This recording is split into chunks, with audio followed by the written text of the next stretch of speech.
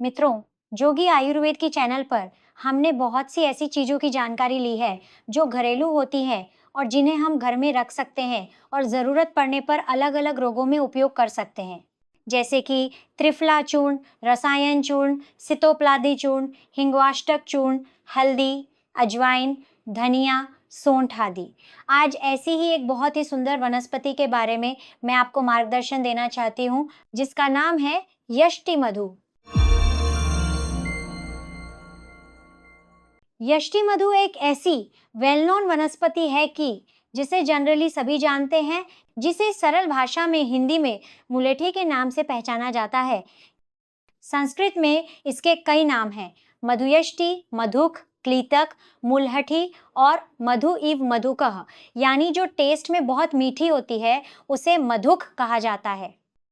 यह वनस्पति ऐसी है जो बच्चों को भी बहुत प्रिय होती है और स्वाद में इतनी अच्छी है कि बच्चे इसे बहुत आसानी से ले सकते हैं। इसका बॉटनिकल नेम ग्लिसराइजा ग्लैब्रा है।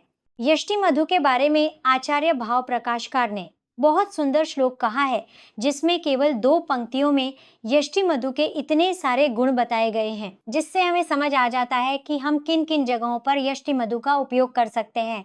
यष्टिर हिमा गुरुः स्वाद्वी चक्षुष्या बलवर्णकृत सुस्निग्धा शुक्रला केश्या स्वर्या पित्ता नीलास्त्रजित। इस श्लोक के अनुसार गुण देखें तो यष्टि मधु स्वभाव से ठंडक देने वाली हिम अर्थात शीतल है, गुरु है, स्निग्ध है, शरीर में स्निग्ध होने के कारण वात को शांत करने वाली है और मीठी है। इसके अलावा चक्षुष्य यानी आंखों की रोशनी बढ़ाने वाली है। केश्य बालों के लिए भी ये बहुत लाभकारी है। वर्ण्य शरीर का रंग निखारने वाली है और शुक्रला शरीर में शुक्र धातु बढ़ाने वाली है। जिन पुरुषों में शरीर में शुक्राणुओं की कमी रहती है, शुक्राणुओं की संख्या और मोटिलिटी कम होती है, ऐसे व्यक्तियों को भी यष्टि मधु का सेवन करना चाहिए। इसके अलावा यष्टि मधु का एक महत्वपूर्ण गुण है स्वर्या। स्वर्या यानी स्वर के लिए उत्तम। जिन लोगों को बहुत बोलना पड़ता है, जो मार्केटिंग फील्ड में है, शिक्षक हैं, प्रोफेसर हैं, बोल बोलकर जिनका गला थक जाता है, ऐसे लोग यष्टि मधु का सेवन कर सकते हैं। 1-2 यष्टि मधु घनवटी जो बाजार में हर जगह उपलब्ध होती है, उसे दिन में 3 से 4 बार चूस सकते हैं। 2 चुटकी यष्टि मधु का चूर्ण पानी के साथ ले सकते हैं। इससे भी गले को बहुत आराम मिलता है। इस प्रकार इसका सबसे महत्वपूर्ण गुण है स्वर्य, जो गले के लिए उत्तम है। मित्रों, कई लोगों की प्रकृति ऐसी होती है कि उन्हें कफ के भी रोग होते हैं और पित्त के भी रोग होते हैं, तो वे मुझसे बहुत प्रेम से कहते हैं, आप कफ की जो दवा देंगी वो मुझे गर्म पड़ेगी और एसिडिटी हो जाएगी, और एसिडिटी की जो दवा देंगी वो मुझे ठंडी पड़ेगी और उससे कफ हो जाएगा, तो मुझे क्या करना चाहिए? तब मैं उन्हें बताती हूँ कि आप यष्टि मधु का सेवन करें। यष्टि मधु श्रेष्ठ पित्तनाशक तो है, पर साथ ही यह कफनाशक भी है। यानी यष्टि मधु एकमात्र ऐसी दवा है जो शरीर में पित्त और कफ दोनों को कम करती है। इसलिए यदि आपको बार बार एसिडिटी होती है, मुंह में माउथ अल्सर होते हैं, आंतों में छाले पड़ते हैं, तो इन सभी तकलीफों में आप यष्टि मधु का सेवन कर सकते हैं। मुख पाक यानी स्टोमेटाइटिस हो तो मुंह के छालों पर यष्टि मधु का चूर्ण शहद या घी में मिलाकर लगाएं, कुछ देर रहने दें और फिर कुल्ला कर लें। यहाँ तक कि यष्टि मधु के चूर्ण को आधे गिलास पानी में डालकर उसके कुल्ले भी दिन में 2-3 बार करें तो भी मुंह के छाले ठीक हो जाते हैं। मित्रों, आयुर्वेद के महर्षियों ने हर वनस्पति के स्पेसिफिक गुण बताए हैं। इसमें यष्टि मधु के बारे में कहा गया है कि यह शोणित स्थापक यानी रक्त स्तंभक है, अर्थात जहां कहीं भी आपको ब्लीडिंग डिसऑर्डर दिखाई दे, महिलाओं में ज्यादा मासिक स्राव होता हो, नक्सीर फूटती हो या कभी मलद्वार से ज्यादा रक्तस्राव होता हो, तब भी आप यष्टि मधु का सेवन कर सकते हैं। इसी प्रकार इसका दूसरा गुण है दाह प्रशमन। दाह यानी शरीर में किसी भी प्रकार की जलन, पेशाब में जलन, हाथ पैर के तलवों में जलन, शरीर में कहीं भी जलन हो तो आप यष्टि मधु का सेवन कर सकते हैं। इसके अलावा अंग मर्द प्रशमन यानी शरीर में कहीं भी मस्कुलर पेन हो तो भी आप यष्टि मधु का सेवन कर सकते हैं। इसके अलावा संधानीय और व्रणरोपक यानी कि शरीर में कहीं भी संधान करना हो, व्रण यानी किसी भी घाव को भरना हो, तो भी यष्टि मधु उत्तम है। तो हमने इसके सुंदर गुणों की बात की। प्रैक्टिकली जब भी यष्टि मधु का उपयोग करना होता है, तब इसके जड़ों का चूर्ण उपयोग में लिया जाता है। आप कहीं भी देखें तो इसकी जड़ भी अवेलेबल होती हैं।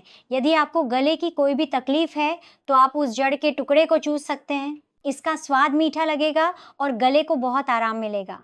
जनरली यष्टि मधु चूर्ण यानी इसके जड़ से बना चूर्ण बाजार में कहीं भी अवेलेबल होता है, जिसे यष्टि मधु का चूर्ण या मुलैठी चूर्ण के नाम से पहचाना जाता है।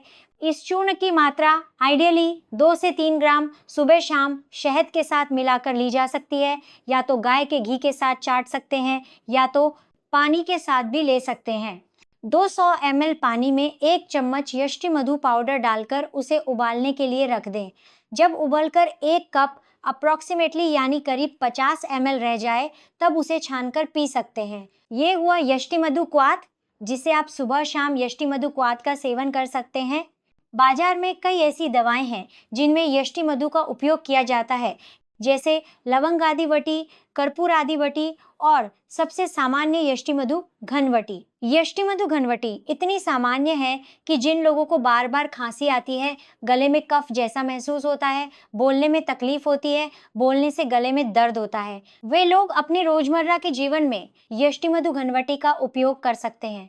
अक्सर बाजार में यष्टि मधु की स्टिक यानी लंबी काली लकड़ी जैसी दिखाई देती है। उसकी थोड़ी सी कतरन काटकर यदि उसे मुंह में रखकर चूसा जाए, तो भी गले में बहुत अच्छा लगता है। मित्रों, इतनी प्राथमिक जानकारी के बाद यष्टि मधु से जुड़ी प्रैक्टिकली उपयोगी 3 चीजें मैं आपसे शेयर करना चाहती हूँ। सबसे पहले है फेस पैक।